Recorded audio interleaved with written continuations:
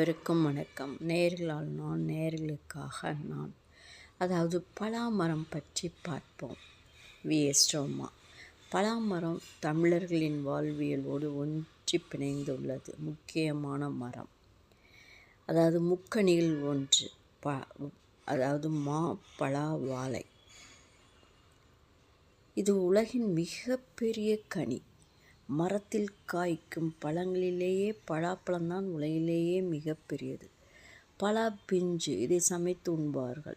இது அசைவ உணவின் டேஸ்டாக இருப்பதால் இது எல்லோருக்கும் பிடிக்கும். இதனுடைய ஆயுட்காலம் 60 முதல் 100 ஆண்டுகள் வரை. இது நோய் எதிர்ப்பு சக்தி மிக்கது. விட்டமின் சி உள்ளது. நோய் எதிர்ப்பு சக்திக்கு இது மிகவும் நல்லது. செரிமானம், நார்ச்சத்து அதிகம் உள்ளதால் இது மலச்சிக்கலை தடுக்கிறது.